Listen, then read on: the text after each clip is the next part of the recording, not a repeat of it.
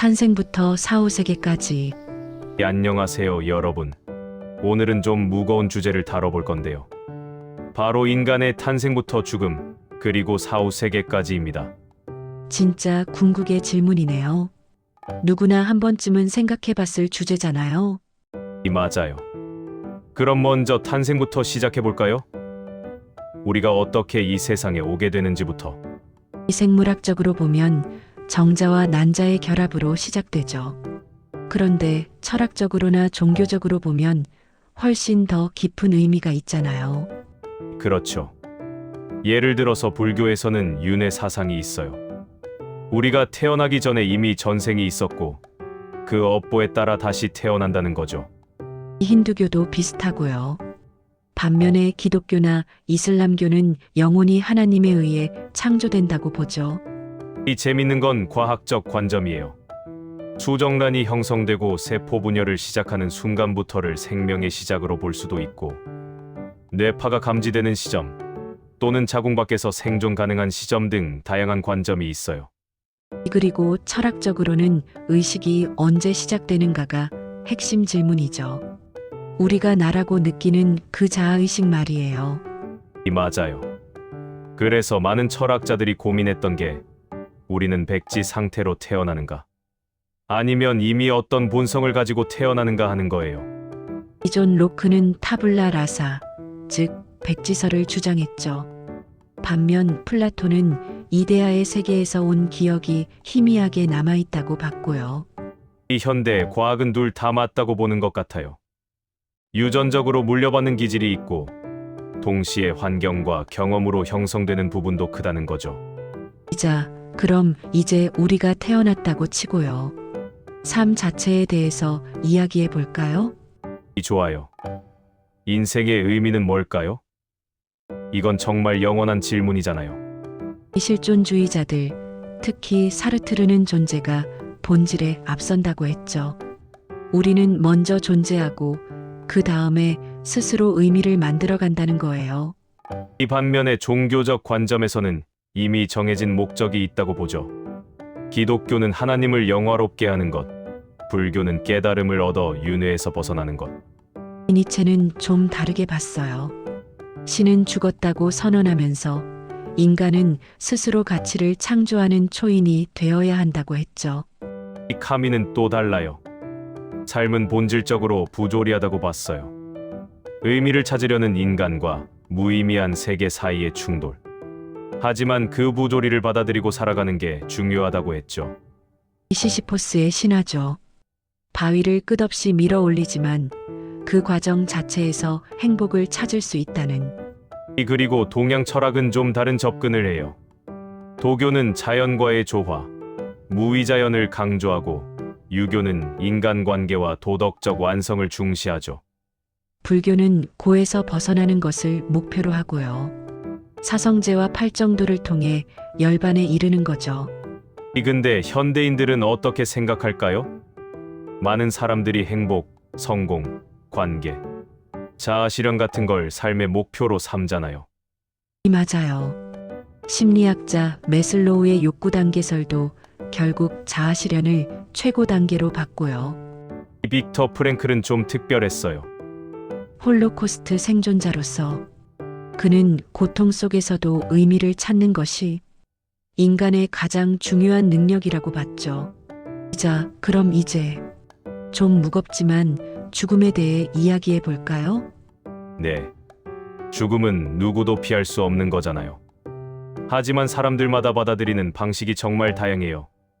퀴블러로스 박사가 죽음을 앞둔 사람들의 5단계를 제시했죠. 부정, 분노, 협상, 우울, 수용. 그런데 죽음 자체가 뭔지도 생각해 봐야 해요. 의학적으로는 뇌사, 심장사, 생물학적 죽음 등 여러 기준이 있거든요. 철학적으로는 더 복잡하죠. 소크라테스는 죽음을 두려워하지 않았어요.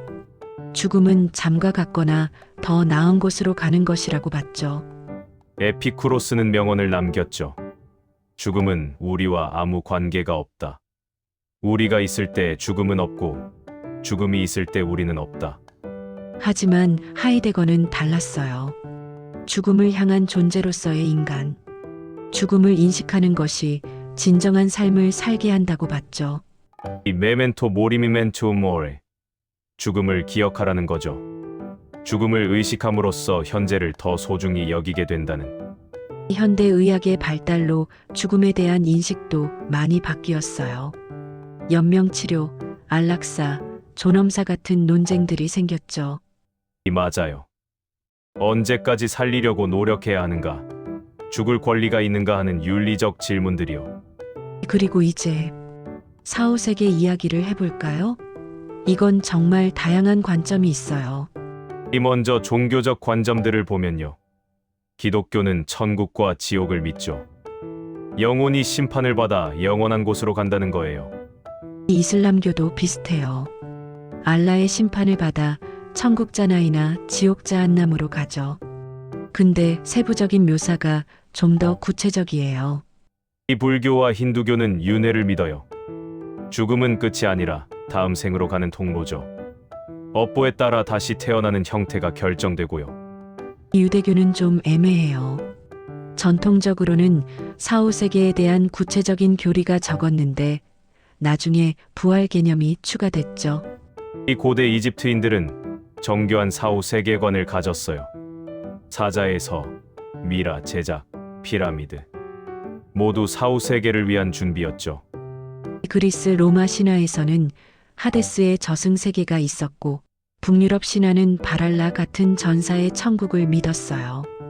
그런데 과학적으로는 어떨까요? 사실 증명할 방법이 없죠. 맞아요. 임사체험을 연구하는 학자들도 있지만 뇌의 작용으로 설명하는 견해도 많고요. 이 터널을 지나가는 경험, 빛을 보는 것, 몸 밖 경험. 이런 게 산소 부족이나 뇌의 화학작용으로 설명될 수도 있다는 거죠. 하지만 경험한 사람들에게는 너무 생생하고 실제적이어서 단순히 환각으로 치부하기 어렵다고 하더라고요. 이 철학적으로는 어떨까요? 무물론자들은 의식이 뇌의 산물이니까 뇌가 죽으면 의식도 사라진다고 봐요. 이 반면 이원론자들은 정신과 물질이 분리된다고 보죠. 데카르트의 나는 생각한다, 고로 존재한다처럼 정신의 독립성을 주장해요. 이 범실론적 관점도 있어요. 우리 의식이 우주의 의식과 하나가 된다는 거죠. 스피노자 같은 철학자가 이런 입장이었어요. 이 양자역학을 끌어들이는 사람들도 있어요. 의식이 양자 현상과 연관되어 있고 죽음 후에도 다른 차원에 존재할 수 있다는 가설이요. 이 로저 펠로즈 같은 물리학자가 이런 아이디어를 탐구했죠. 하지만 아직 주류 과학은 아니에요. 근거 없는 믿음일 수도 있지만 사후세계를 믿는 게 현실적으로 어떤 영향을 줄까요? 이 긍정적 측면도 있어요. 죽음의 공포를 줄여주고 도덕적 행동을 장려하고 삶의 의미를 찾게 해주죠. 하지만 부정적 측면도 있죠. 현생을 소홀히 할 수 있고 때로는 극단적 행동의 정당화로 이어질 수도 있고요. 이 결국 각자의 선택이에요. 믿음의 문제니까요. 중요한 건 그 믿음이 우리를 어떻게 살게 만드느냐는 거겠죠. 맞아요. 사후세계가 있든 없든 지금 여기의 삶을 어떻게 살 것인가가 가장 중요한 것 같아요. 이 칸트는 이렇게 말했죠. 마치 내일 죽을 것처럼 살고 영원히 살 것처럼 배워라. 멋진 말이네요. 현재를 충실히 살되 계속 성장하라는 거죠. 이 마지막으로 정리해 볼까요? 탄생은 신비이고 삶은 여정이고 죽음은 변화예요. 그리고 사후세계는 알 수 없지만 그 알 수 없음 자체가 인간을 겸손하게 만들고 현재에 집중하게 만드는 것 같아요. 이 오늘 무거운 주제였지만 여러분도 한 번쯤 생각해 보시면 좋을 것 같아요. 나는 어디서 왔고 왜 살고 어디로 가는가? 이 정답은 없어요. 하지만 질문하는 과정 자체가 의미 있죠.